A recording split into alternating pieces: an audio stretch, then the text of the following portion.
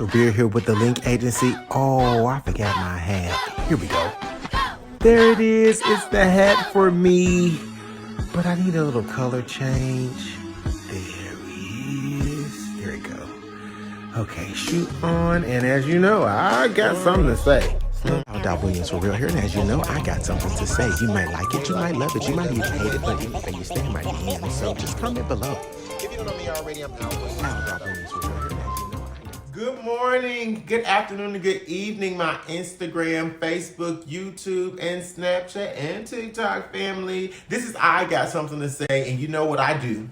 I just want to let you know what's real and what's not, and I want you to hashtag me on IGSTS if you have a story that you want to hear on the show. Now, with that being said, welcome to the I Got Something to Say experience. If you've never been a part of our experience before, it's easy to continue to join. Just every Wednesday, vote on the topics you want to see either on my Instagram at al.williamsforreal, or you can vote on the Link Agency Instagram story and you can vote on the topics that you want to hear on the show.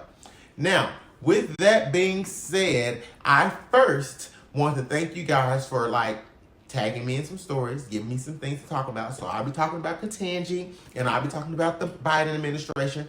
And I'll continue talking about this craziness that's going on with the voting rights. But this week is all about Throwback Thursday. So I hope you loved my intro. But let's get into the show of Black politics, the activity associated with the governance of African American lives, and or when our culture is entangled in political propaganda with a negative outcome. So while we're getting into this politics, we got to talk about Dummy first and how he decided to give extensions on student loan payments where you don't have to make payments for a certain amount of time.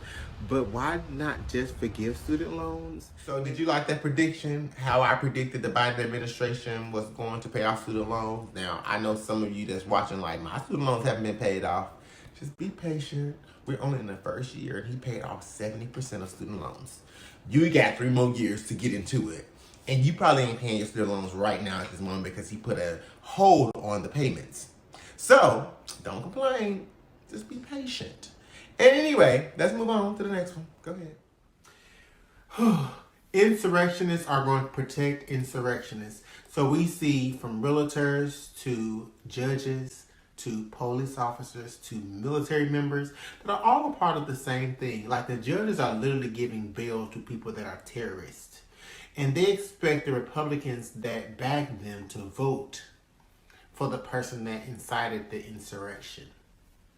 It's crazy. Let me think about something that's going to make... Now, we did talk about these insurrectionists on a couple of episodes ago, and they still haven't been arrested. Some of them are getting out in 5 months, 3 months, 2 months, not even serving any time, like time served, right?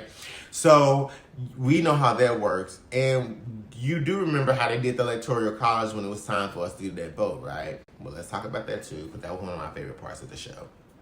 Because I feel like we voted for the person we voted for. How you going to tell us what you think it should be? But anyway, let's watch it. Here, that, they were going towards Biden, but what I never understood was that's what the vote said, right, sis? Like, niece, ain't that what the vote said? I mean, we voted, and the electoral votes based off of the people in the state that... Anyway, we're just going to put that back down here, too, okay? And the next thing I want to talk about is... Now, you guys, I have to talk about this historic moment. You remember when Chauvin murdered George Floyd on the streets? And, we did a lot of talking about it throughout the year. And we finally got to see in 2022 him being found guilty, being committed as a felon, being sent to prison, and then him filing an appeal, and then being sent back to prison. I mean, it was all good. But let's talk about it again. Let's just rehash the craziness that was going on. Because, people cried on the stand. He literally died in the street. Anyway, let's go. Chauvin. Look him up, know his face. You should know exactly what a man that will kill somebody kneeling on someone's neck for 9 minutes. When a woman like this will actually think that the video was malfunctioning or that it was just something wrong because you stayed in that spot for so long without moving. No one.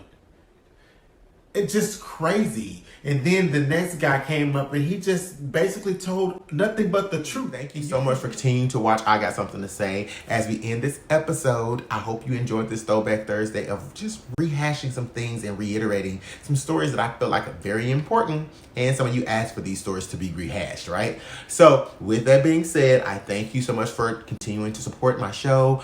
donating, participating, and coming out to see us in person. I saw you at the Entrepreneur Spotlight, and I appreciate you. Thank you for supporting us while we continue to support our community. And last but not least, I'll see you next week on I Got Something to Say. Love y'all.